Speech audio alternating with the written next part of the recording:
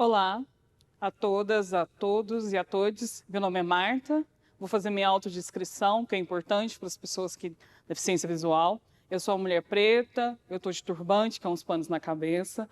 Eu estou com uma roupa bem colorida, um pano estampa africana, e com uma pulseira também étnica, indígena, com alguns anéis, colar e brincos. Hoje nós vamos falar sobre educação antirracista, que é um tema que está muito em voga e é importante a gente fazer essa discussão, né? Então, antes mesmo de fazer essa discussão, né, trazendo um pouco mais da minha apresentação, eu sou de comunidade quilombola, sou de Quilombo Vó Rita, em Trindade, e que fica aqui no estado de Goiás. E também sou doutoranda, eu estudo Afro, Afeto e Cura e faço também uma graduação em políticas públicas. Todas essas formações é na UFG. Para falar sobre a luta antirracista, é importante a gente conhecer a nossa história, né? Conhecer de onde que nós viemos, né? Aqui no Brasil, nós temos em torno de 4.000 comunidades quilombolas certificadas, em torno de 200 comunidades indígenas. É importante fazer esse resgate, porque muita gente fala do Brasil como um país apenas de um povo, né? Então, a gente esquece muitas vezes das comunidades indígenas, que falam mais de 250 línguas, comunidades quilombolas, né, que são várias, assim como eu disse anteriormente, são cerca de 4.000 a mais de comunidades quilombolas no Brasil. E também a questão da nossa história africana, que muitas vezes é esquecida, né? A gente reconhece a África muitas vezes como um país, né? No Brasil principalmente, no livro didático, quando se estuda sobre a África, sempre é como um país e não como um continente. Então é importante a gente entender que a África é um continente com vários países dentro, né?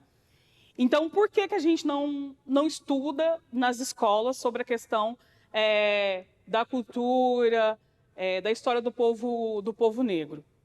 Um dos motivos é essa negação, né? A gente nega a existência do racismo e a gente afirma uma teoria que foi muito falada, que é a teoria da democracia racial. A gente fala, o Brasil é um país que nós somos todos iguais. E isso é uma falácia, né? Alguns estudiosos já vêm trazendo isso, que isso é uma falácia. Nós não somos todos iguais. Essa fala, ela vem para camuflar essa desigualdade social que existe no país, né? Em 1888, quando existe aquela falsa abolição, né, que a gente diz de falsa abolição, por quê? Porque todos os países já vinham fazendo esse processo de abolição da escravatura e o Brasil foi um dos últimos países a abolir a escravidão. Foram mais de 300 anos de escravidão. E nesse processo de escravização, foram 4,5 milhões de pessoas escravizadas no Brasil. E foi de forma muito violenta. Então é importante a gente colocar isso na cabeça. Foi de forma extremamente violenta, de forma subhumana, né? Ou seja, aquela violência... Vamos pensar numa pessoa, né, que tem um animal, por exemplo, um cavalo, está ali naquela carroça e batendo, açoitando. Foi da mesma forma as pessoas negras, né? Era considerada como animal. Se a gente não faz isso com animal, imagina com pessoas, seres humanos.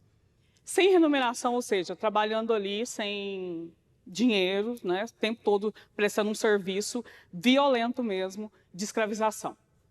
E com açoites, como eu disse anteriormente, né, pense na analogia do cavalo, né, que está ali sendo maltratado. Não é comparar o ser humano, pessoas negras, com o cavalo, mas é dizer, né, que foi muito semelhante, se a gente trazer para a nossa atualidade. Essa negação também das pessoas negras, né, como eu disse anteriormente, coloca o ser humano como animal, né? As teorias, alguns pesquisadores, a própria ciência, né? Foi uma ciência que colaborou bastante para o fortalecimento do racismo, né? Porque eles diziam assim que as pessoas negras não tinham capacidade de desenvolver raciocínio. E até hoje a gente ouve muito isso, né? Os negros são bons para velocidade, são bons para cálculo, que isso é uma falácia, uma mentira. Se a gente for pensar na ciência e na África em si, o Egito é um lugar que a gente, né, principalmente o Brasil, coloca o Egito como um país branco, mas o Egito está na África, né? E ele é um país negro e que a maioria da ciência foi desenvolvida no Kemet, né? Kemet, que agora é Egito, mas que anteriormente era chamado de Kemet, que é terra do povo preto. A maioria da ciência foi desenvolvida ali, mas com esse processo da desconstrução do conhecimento do negro, das pessoas negras, colocou para embranquecer, né? Essa eugenia, dizer, não, o conhecimento é das pessoas brancas. As pessoas negras, elas não têm conhecimento. E nessa história toda, no Brasil, teve algumas leis que colaborou para que tivesse essa segregação, essa exclusão, né, que existe. Em 1834, tem uma lei, né, que proíbe o negro de estudar. Então, assim, as pessoas negras, elas não podem estudar. E essa lei... E também teve a lei da vadiagem, que eu não me lembro exatamente qual é a data dela, mas se vocês derem um Google aí, vocês vão perceber que essa lei ela faz com que as pessoas negras que estavam na rua eram consideradas, você não está fazendo nada, você vai ser preso. Isso justifica também o encarceramento das pessoas da população negra hoje no Brasil, né? Que é extremamente alto, mais de 80% das pessoas que estão encarceradas no Brasil são de homens e negros, né? Isso também justifica lá atrás, quando faz esse processo de abolição das pessoas negras, deixam as pessoas negras extremamente sem condições. Tudo bem, acabou a escravização, então se vira. E para as pessoas brancas foi o contrário, né? Principalmente para os imigrantes europeus, foi totalmente ao contrário. Teve a lei deu terra, animais, dinheiro para essas pessoas, para elas virem para o Brasil, né? Naquele processo que eu disse antes de eugenia, né? De embranquecimento do país. Então, eles trazem essas pessoas para cá para ter esse processo, a gente vai embranquecer o país ao ponto que vai chegar um determinado ano que a gente não vai ter mais pessoas negras. Isso aconteceu ao contrário, né? Porque hoje no Brasil, 56% das pessoas são negras. Isso quer dizer o quê? Que cada 100 pessoas, né, 56 pessoas são negras.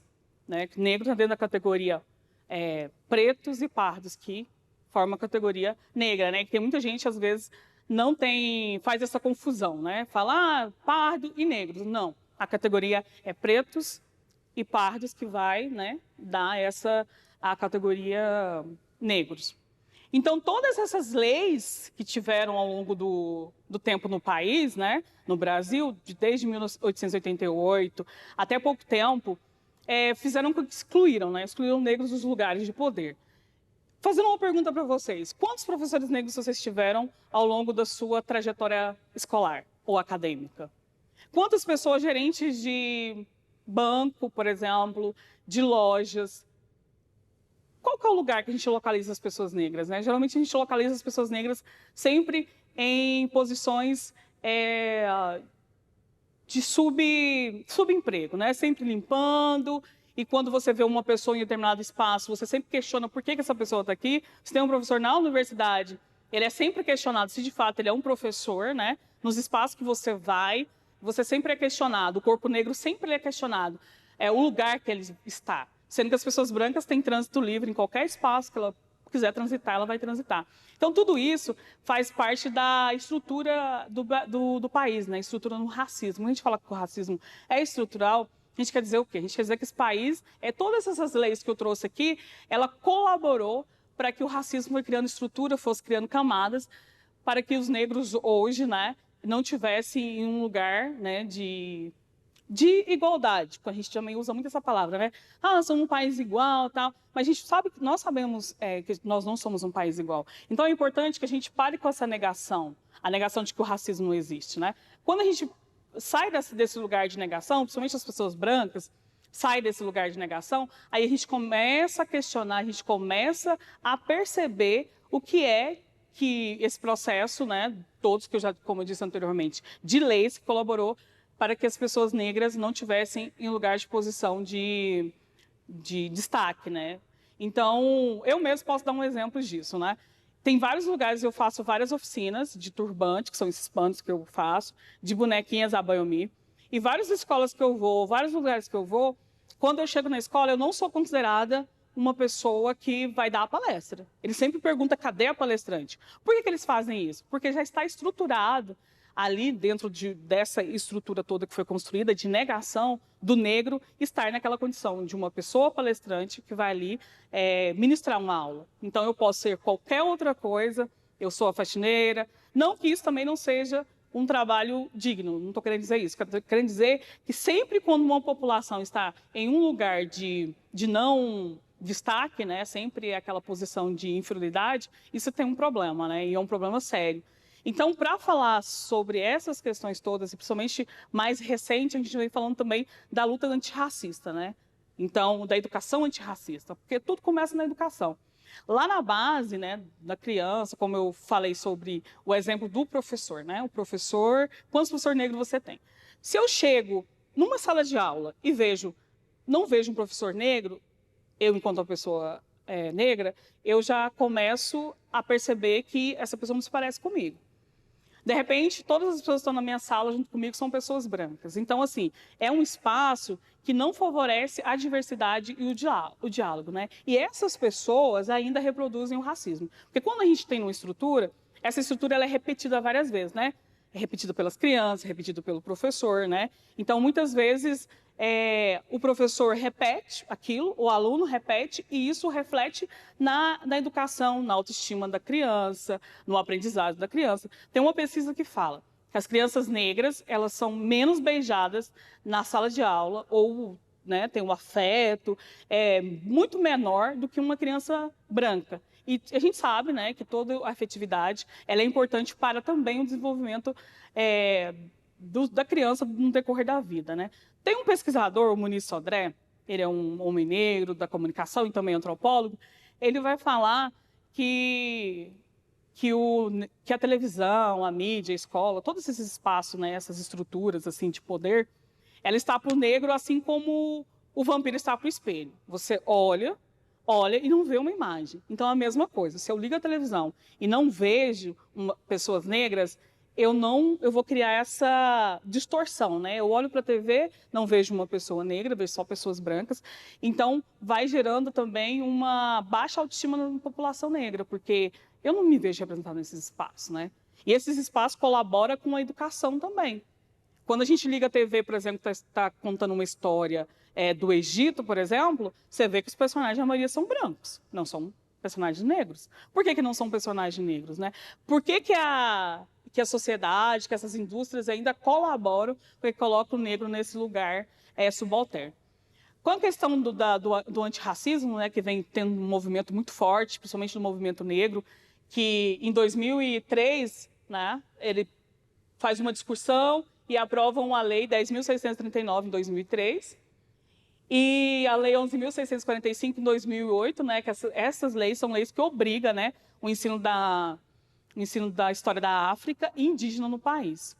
Então, assim, lá em 2003, depois em 2008, tem uma lei que obriga, né, que tenha conteúdos voltados para a educação, cultura, né, história do povo e a cultura do povo negro, do povo indígena. Porque a gente percebe que na escola, geralmente, quando você pega o livro didático, que vai falar sobre a população negra, a população indígena, é sempre aquela mesma historinha, né? O indígena é preguiçoso e que tem plantação de mandioca. As pessoas negras são preguiçosas, não querem trabalhar, os quilombos são lugares de negros fugidos, sendo que é importante a gente recontar essa história e ressignificar essa história, né? As comunidades indígenas têm a sua cultura, a sua forma de enxergar o mundo, as suas epistemologias, seus conhecimentos, assim como as pessoas negras também têm o seu conhecimento. As pessoas negras elas não são desprovidas de conhecimento. A gente é provida de bastante conhecimento, de cultura. Então, se todas as pessoas passarem a saber disso, né, desde lá da infância, da fase inicial, até uma vida adulta, é possível que a gente tenha um conhecimento, né, uma outra sociedade no sentido de ser antirracista, né? Porque ser antirracista é igual a Angela Davis fala, não basta só dizer, olha, eu não sou racista, eu tentei um amigo negro, olha só, a menina que trabalha comigo, ela é negra. A gente está falando sobre isso, a gente está falando de mudança de atitude, de ações e também de posicionamento. Eu estou numa empresa, eu estou lá trabalhando naquela empresa, quantas pessoas negras tem aqui? Ah, tem nenhuma. Então o que eu vou fazer? A gente vai trabalhar para que tenha mais pessoas negras nesse espaço em cargo de chefia. Então, ser antirracista não é só deixar frases no Facebook, no Instagram, no Twitter, não é apenas isso. Ser antirracista é ter comportamento, ter atitudes, né? É ler sobre o assunto. Nenhuma pessoa negra é um Wikipédia para você. Você tem que ler, você tem que ir atrás, buscar informações, né, sobre o assunto. Tem vários livros, né? Tem a Grada Quilomba, tem a Djamila Ribeiro, que escreve de uma forma muito fácil, para as pessoas. Inclusive, até um livro chamado Manual Antirracista, que é um livro bastante importante para as pessoas que estão iniciando as leituras. Ah, eu não consigo ler. Tem vídeos. Então, assim, tem muita produção de pessoas negras e não negras, né, que vem também discutindo esse processo. A gente está falando da branquitude, né? Da branquitude também se reconhecer como uma raça. Porque muitas vezes a pessoa acha que, eu sou branco, né? Os outros. Não, o branco também é uma raça. É importante a pessoa se reconhecer dentro deste contexto de uma pessoa branca também, né? E também pertencente a uma raça, né? Então, para a gente fazer essa discussão, a gente precisa falar também da branquitude. Como a branquitude também se privilegia dessa estrutura, né? No qual as pessoas brancas estão aqui e as pessoas negras estão aqui embaixo. E se for uma mulher negra, ela está mais embaixo ainda dessa escala econômica, né? Porque o racismo ele afeta também, principalmente, né?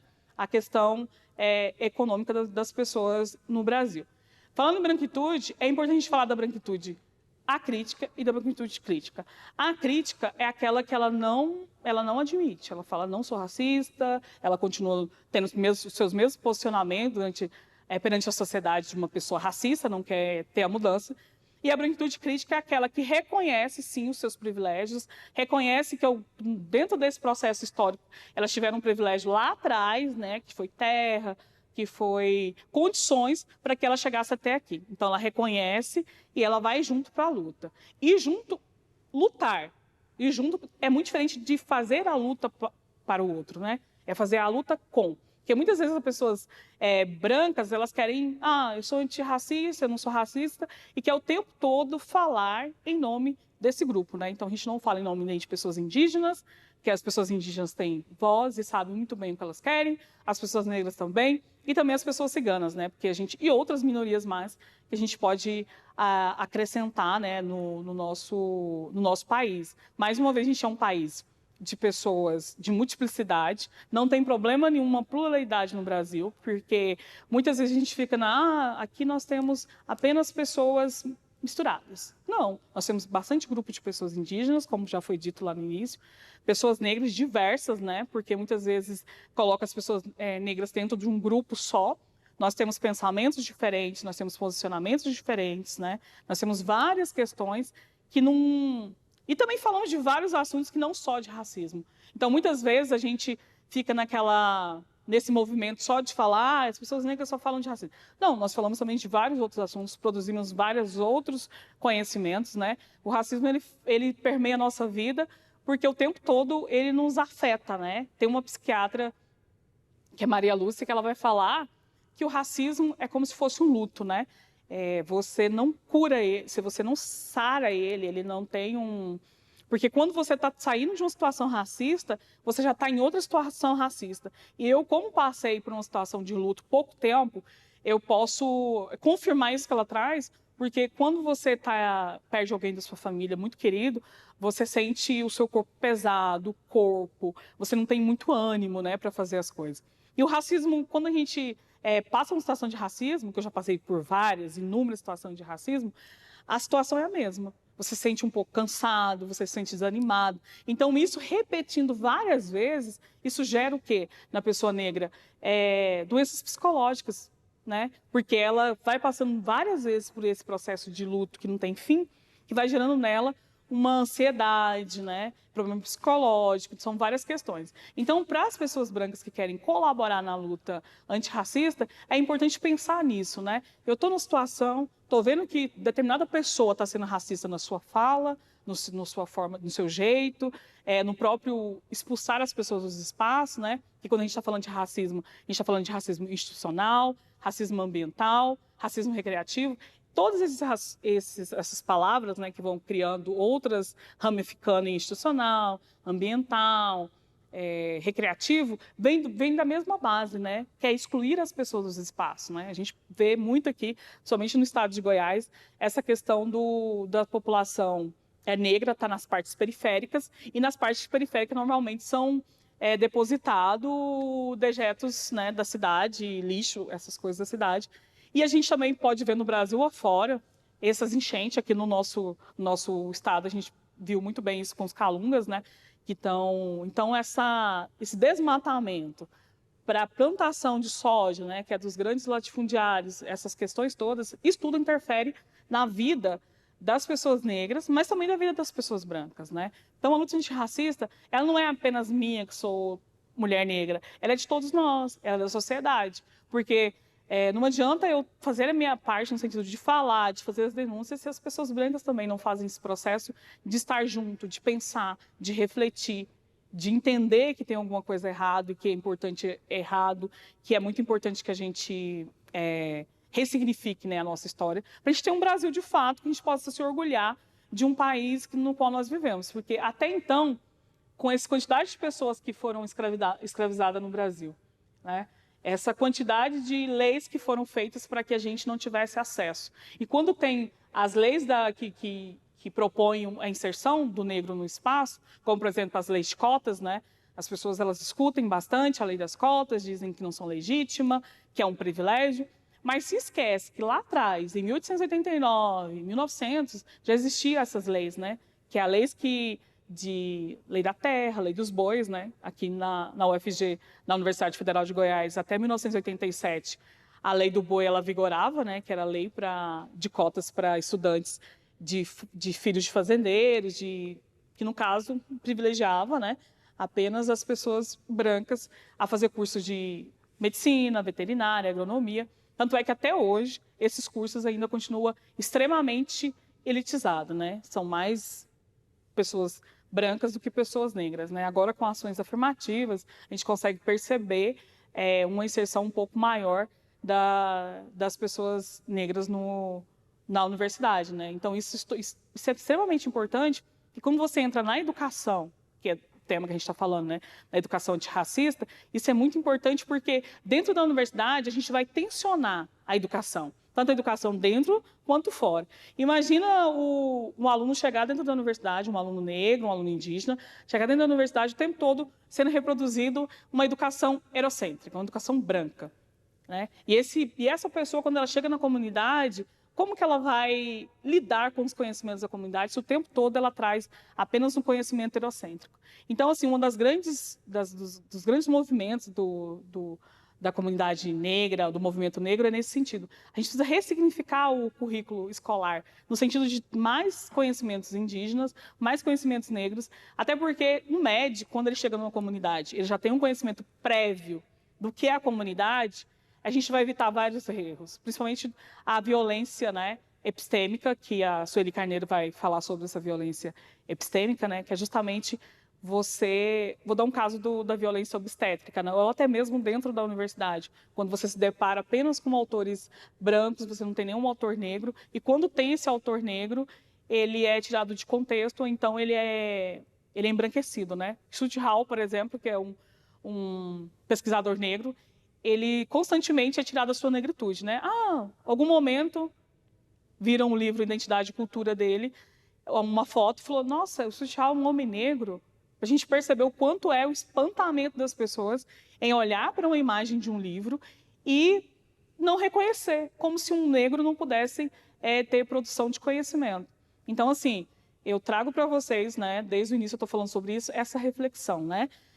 Olhar, né, fazer o teste do pescoço mesmo, olhar para os lados e perceber, né, quantas pessoas negras tem do meu lado. O que essas pessoas estão fazendo? Elas estão mais me servindo do que, né, também participando do processo do espaço. Essas pessoas que são minhas amigas, elas são minhas amigas porque eu quero ter uma troca de relação com ela, de afeto, ou essas pessoas são do meu lado, são porque elas negras, porque eu digo que não sou racista, né? Então é importante a gente fazer essa reflexão sempre. Quando a gente sai dessa negação, como a Grada Quilomba fala, né? E na psicologia, na psiquiatria, a gente fala, eles tratam muito sobre essa negação, né? É importante conhecer a história, parar de negar, para que a gente consiga mudar, né, essa estrutura racial que a gente tanto fala, que é um dos meus questionamentos também. Porque todo mundo agora está falando do racismo estrutural. Mas qual é o momento que a gente vai começar a bater nessa estrutura? A se movimentar. O movimento negro já vem fazendo isso, né? Desde o processo escravocrata para cá, desde do período lá da escravização até aqui, a gente vem fazendo esse movimento. Os quilombos não é nada mais que esses movimentos, né? Eu me recuso a ser propriedade de outra pessoa. que é o que a Beatriz Nascimento vai falar, né? Os quilombos não é nada mais do que essa recusa de ser propriedade de outro homem. Por que que um homem tem que pegar outra pessoa, outras pessoas de várias outras culturas, e mais de 300 anos nesse processo de violência, né? Então a gente precisa questionar isso, a gente precisa falar muito sobre isso, né, nas nossas relações, né? Como está sendo a minha relação com as pessoas, com os meus amigos, né? Essa pessoa que está na minha casa, negra, que faz minha comida, que cuida dos meus filhos para eu militar, né? Que muitas vezes muitas mulheres brancas têm dentro de casa uma mulher negra que está ali fazendo as suas coisas e ela está na rua militando. Mas e aí? Quanto é que você está pagando para essa pessoa? Você está pagando um salário justo para essa mulher? Você está pagando os direitos dela trabalhista, independente de qualquer coisa, você está fazendo isso? Então, mais uma vez, ser antirracista não é só dizer, eu não sou racista, mas eu continuo com a mulher negra lá trabalhando para mim. Eu não sou racista, mas eu continuo aqui nessa posição de privilégio e não questionando as estruturas aí e tentando tensionar. Porque para tensionar essa estrutura, não é só as pessoas negras, indígenas, ciganas, é toda uma sociedade. A gente precisa tensionar. E sair do lugar não quer dizer que você, se eu ceder espaço para fulano, eu vou ficar sem um espaço. Não quer dizer isso. Se você ceder um espaço em qualquer lugar para as pessoas, ceder não, porque é de direito nosso estar nos espaços. Você está trazendo um espaço mais criativo, trazendo um espaço com mais diversidade, né? Porque o que a gente precisa nos espaços é que várias pessoas tragam vários questionamentos, várias formas de entender, né, todo um processo. Como, por exemplo, se eu vou falar sobre a cidade, né, a construção de um plano diretor, por exemplo, da cidade, é importante que o gestor ouça todo mundo da cidade. Eu não vou ouvir só o bairro B ou o bairro C. Né? É importante que eu ouça o maior número de bairros, o maior número de reivindicações para que eu possa fazer, né, essa mudança nesse espaço. Então, assim, é muito importante que a gente faça essas reflexões, né, no nosso dia a dia, com a nossa família, né, principalmente, as famílias interraciais, né, das crianças negras. Muitas vezes, quando eu converso com amigos que vêm de família interracial, eu percebo muito isso, né, dele passar por um sofrimento, porque é a única pessoa negra da família, então receber piadas, né. A gente tem que mudar o nosso vocabulário, parar de ficar dizendo palavras, a coisa tá preta. Hoje, tem muita gente que fala assim, tá uma chatice, o mundo tá uma chatice. E tá uma chatice mesmo. Porque até então, a gente, né, não importava, a gente sempre importou com essas piadas. Mas a gente falava e não era ouvido, né? Fulano, deixa disso. Sendo que existe uma lei, né? Existe a lei, né? O racismo é crime, é importante que vocês entendam isso. O racismo é crime e que as pessoas negras denunciem o racismo. Porque é importante. Muitas vezes é desgastante, mas é importante denunciar. Porque quando a gente denuncia, a gente está dizendo assim, mais uma vez, reforçando que a gente não aceita esse tipo de comportamento. E também é importante que as pessoas brancas também estejam do lado dessas pessoas negras quando for fazer denúncia, né? Porque muitas vezes quando você faz uma denúncia, as pessoas falam assim pra gente, será que foi isso que ela quis dizer mesmo? Será que você não interpretou errado? Então você acaba trazendo para a vítima, né, o lugar assim, que lugar que é esse que você está querendo colocar essa vítima, né?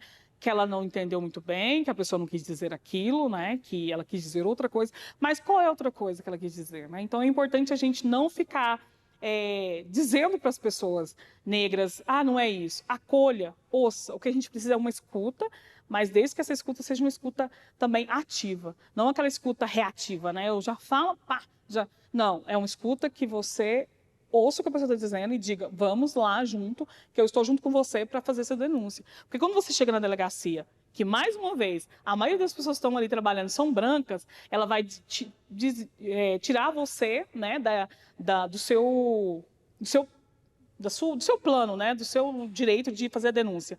Porque eu já fiz isso, né, uma vez eu passei numa situação racista, de xenofobia e racismo também. Aí eu fui fazer a denúncia, a pessoa que me acolheu lá no momento da denúncia falou assim, você tem certeza que você quer fazer essa denúncia? Você entendeu o que essa pessoa quis dizer? Ela só mandou você voltar para sua terra. Quando a pessoa manda você voltar para sua terra, está dizendo um monte de... Ainda mais quando uma pessoa é negra, ela está trazendo um monte de questões ali, que é ativado. E por mais... E ela sabe do que ela está dizendo. Então, fui lá, falei, não, quero fazer sim a denúncia. Mas ao fazer essa denúncia, eu fui tão desencorajada que eu saí de lá pensando, faço ou não faço? Né? Eu fiquei... Mas depois eu me juntei numa rede de apoio, porque é sempre importante ter essa rede de apoio, né? As pessoas negras, indígenas, e outras mais, a gente sempre tem essa rede de apoio e elas são extremamente importantes para esse processo nosso de estar nos espaços mesmo, se posicionando, né? Porque uma pessoa negra sozinha, muitas vezes, ela acontece aquilo que está acontecendo, né? Que a cada 23 minutos no Brasil, um jovem negro é assassinado, é uma mulher negra violentada. Então, a gente quer um país um pouco melhor, né? A gente quer um país que as pessoas se reconheçam, né? E tenham orgulho de ser o que nós somos. Nós temos orgulho de ser pessoas negras e que a gente, né, apoie a diversidade. Para falar também um pouco mais sobre esse sujeito branco, né, antirracista, eu vou convidar uma amiga, a Verônica, para falar um pouco com a gente sobre essa questão antirracista, né? Como ser um branco antirracista. O microfone.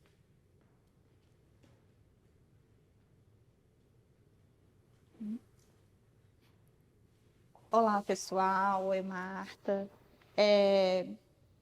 Antes de você falar, Verônica, você pode fazer uma autodescrição de quem você é para as pessoas com deficiência visual também, esse vídeo alcançar mais pessoas. Posso. Meu nome é Verônica, eu tenho a pele clara, branca, estou vestindo uma camiseta verde com uma estampa vermelha, jeans preto e os meus cabelos são vermelhos. Uso brinco, alguns anéis e pulseiras, prata.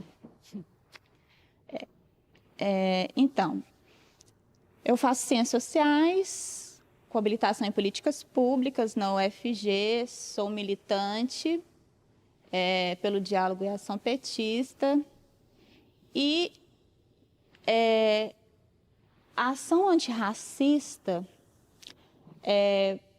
para quem está nesse lugar de fala branco, né, da pessoa branca, combater o racismo parte do que a Marta falou aqui e salientou muitas das vezes. Em primeiro lugar, não negando o racismo. O racismo existe, sempre existiu e parte da gente ter essa ação de que ele existe e combater, né? Ter a postura de combater, uma postura combativa. E também a postura das instituições é muito precisa. A gente precisa muito das instituições nesse cenário para combater o racismo. Por quê?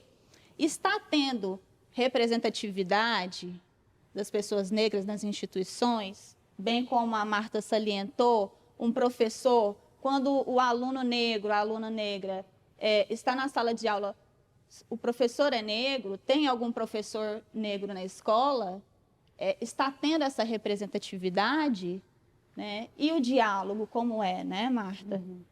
Esse diálogo ele está sendo embranquecido, reafirmando aí o preconceito, ou está tendo aí um diálogo para conhecer mais as origens africanas, né?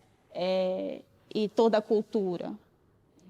Esse diálogo está aberto ou não? Parte das instituições também essa postura. Racismo é crime inafiançável no Brasil.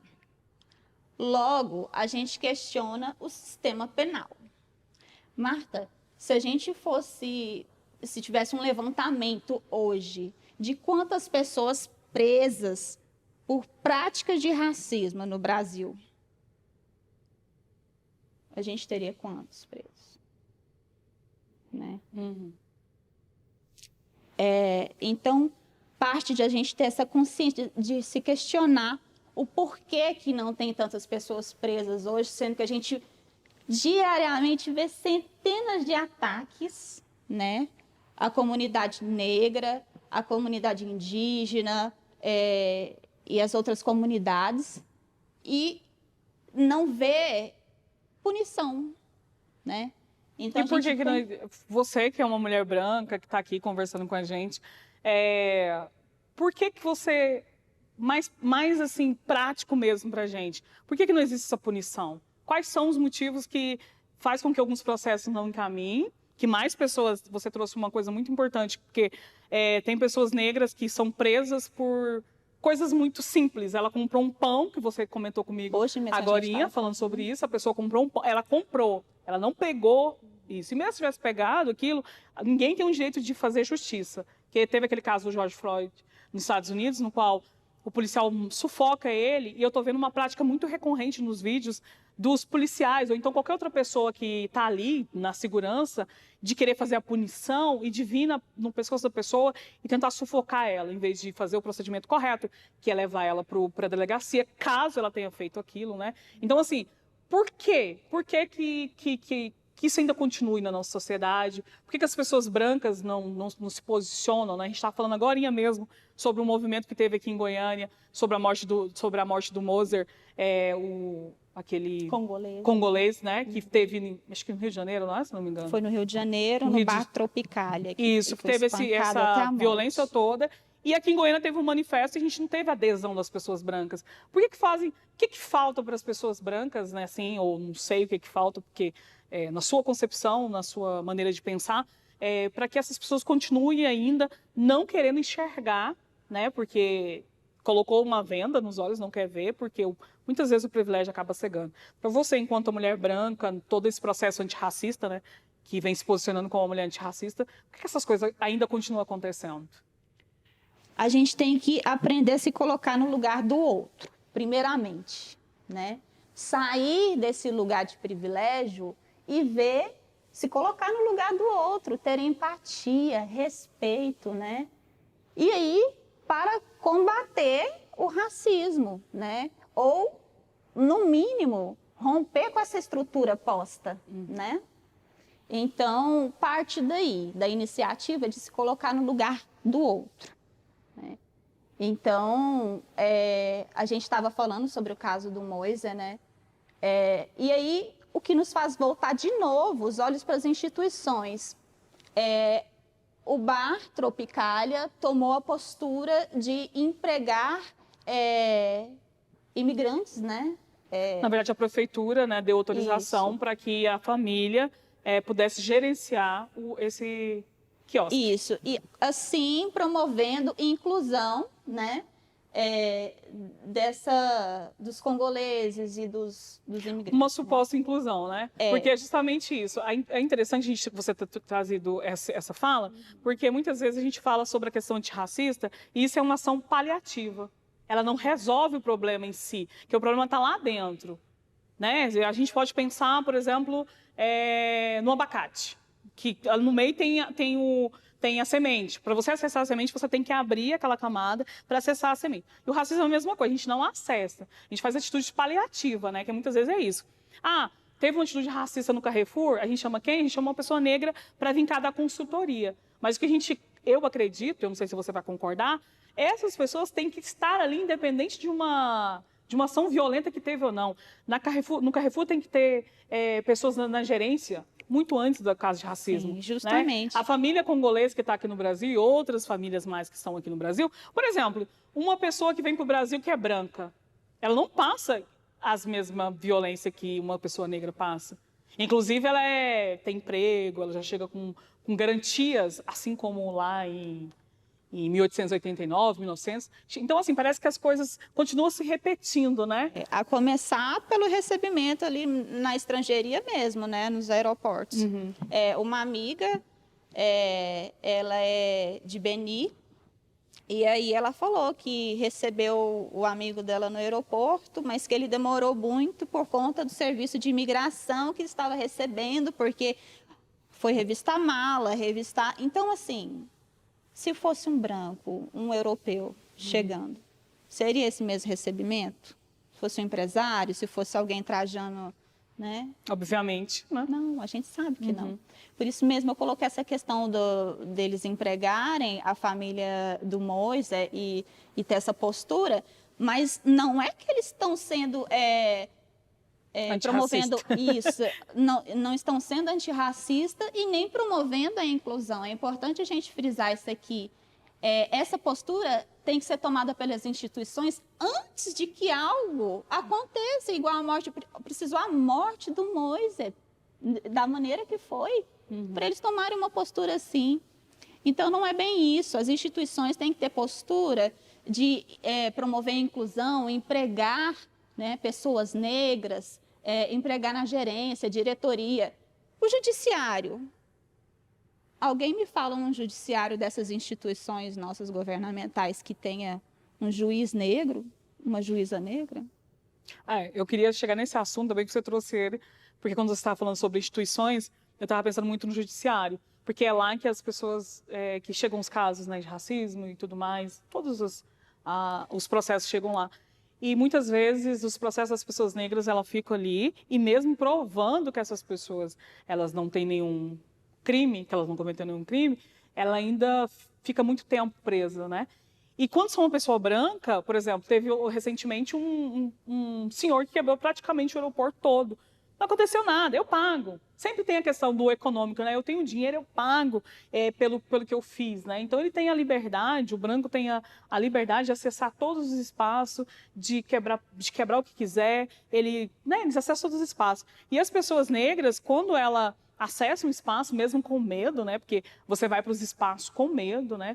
Por exemplo, eu entro numa loja, eu nunca entro com uma bolsa aberta. Eu sempre fecho a bolsa, sempre estou com a bolsa aqui, entro, saio. Ou então, se eu sempre compro alguma coisa para falar assim, se eu não comprar, será que eles não vão achar? Porque esse sistema que criaram e que precisa também ser desconstruído, de já ter um perfil suspeito. Quem é esse perfil suspeito, né? Esses dias também eu estava vendo uma reportagem que diz que aumentou o número de pessoas traficando ali na Cracolândia, pessoas brancas ali. Aí a mulher falou, não tinha esse perfil antes. Eu fiquei pensando muito nisso, né? Não tinha esse perfil antes, então quer dizer, e nomina também, né? Ele não é traficante. A pessoa que ela branca, ela não é traficante, ela é usuário. Agora, a pessoa negra, se estiver portando minimamente ou implantado, minimamente uma droga, qualquer coisa, ela é traficante. E a pessoa, sabe, muda a narrativa, muda o discurso. Para algumas pessoas não, para a maioria da população que é negra e está no Brasil, ela é traficante, e para o branco que faz essa mesma, e até trafica muito mais, muito mais, usuário. Então, ele nem chega a ser preso. Então, são essas reproduções do racismo estrutural que a Marta colocou aqui diversas vezes, que a gente tem que combater, tomar essa postura de combater. E, em especial, escutar. Muitas pessoas não estão sabendo escutar. Escute o seu próximo. Escute o que ele tem a dizer.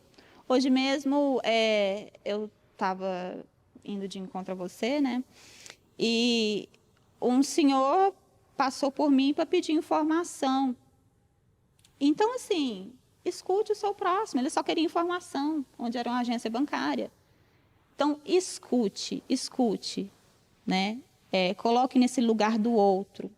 Além de escutar, eu acho que é muito importante as pessoas brancas também se posicionarem nos espaços, né? Porque esses espaços que a gente trouxe aqui, esses exemplos de violência, muitas vezes tinha uma pessoa branca ali em volta, mas o que ela fez? Muitas vezes, ou ela filmou, ou ela ficou ali olhando, ou ela colaborou para o extermínio daquela pessoa negra ali, né? Que ódio é esse que as pessoas têm e que o país tem com as pessoas negras, né? Então é importante a gente pensar sobre isso, refletir sobre isso. A luta antirracista perpassa, né? Verônica, também pelas pessoas brancas, né? Então, assim, é importante que vocês estejam também aliados, né, a todo esse processo, porque o racismo não é um problema criado por pessoas negras, ele foi criado por pessoas brancas. Então, vocês também devem colaborar também, né, profundamente, não só falando, né, mas efetivamente, porque ser antirracista é isso. Mais uma vez, para a gente finalizar, mais uma vez isso, né? Não basta só não ser racista. É importante ser antirracista. E ser antirracista é ir lá ter ações profundas de transformação. É eu ter uma pessoa negra como gerente de um espaço, várias pessoas negras. Se somos 56%, por que ainda que a universidade a gente pode contar nos dedos dessa mão quantos professores negros tem? Né? Se nós somos antirracistas, por que eu olho para a TV e vejo uma jornalista negra, e a gente faz aquilo que a Jamila Ribeiro falou, né? A gente pega um negro só, né? Não, a nossa empresa sim tem, a gente tem uma pessoa negra aqui, né? A gente está falando disso. A gente está falando de mais de 50% de pessoas empregadas nesses espaços. Aí a gente vai poder falar de equiparidade e igualdade, quando a gente começar a fazer esse processo de incluir, de fato, as pessoas nos espaços, né? Então, quando a gente fala de cotas, a gente está falando que as cotas elas existem para a gente fazer essa equiparação. São 300 anos, gente, são 500 anos. A gente tem menos de 200 anos de abolição, da falsa abolição. Apenas 200 anos, ou menos que isso. Então, é importante leiam, né, Verônica, Leiam autoras bastante, negras. Autoras negras, eu tenho algumas dicas de autores, as 3 principais que eu gosto, assim, Sueli Carneiro, Jurema Werneck e Lélia Gonzalez, mas tem muitas autoras brasileiras, Luísa Bairros, elas todas são brasileiras, né? Luísa Bairros, e tem Djamila Ribeiro, é mais atual, ela dialoga muito bem, né? Eu tenho esse livro que você tinha até mencionado, Pequeno Manual Antirracista. E lembrar, ter em mente sempre que a gente tem uma dívida histórica, Então, a gente tem obrigação de combater o racismo no Brasil e no mundo todo. Você trouxe uma coisa, a gente vai falando e vai trazendo outras coisas, né? Mas para encerrar mesmo, isso que a Verônica trouxe é muito importante. O Brasil tem uma dívida histórica com as pessoas negras nesse país, e indígena também nesse país. Então, quando as pessoas forem questionar as ações afirmativas, as cotas nos espaços, é importante que você lembre que seu ancestral branco teve também cotas para vir para o Brasil. Por exemplo, a lei das cotas de terra, né, para plantar, animais, dinheiro. Então, assim, vocês brancos reclamam, né, desses espaços que a gente está tentando alcançar e perfurar essa bolha, mas se esquecem, né, porque existe essa negação, esse esquecimento da própria história. Então, essas leis, ela vêm para dizer para as pessoas brancas e negras, nós temos uma história, nós temos uma cultura, e é importante entender a África, o processo escravocrata antes. Né? Olhem para a África. A África não é só pobreza. A África tem uma grandiosidade de conhecimento, muito conhecimento. Então é isso, eu agradeço a todos vocês, né, que nos ouviu até aqui. O vídeo vai ficar aí, compartilhem, assistam e, se puder, comentem também. Coisas positivas para acrescentar no diálogo. Obrigada, Verônica. Por nada.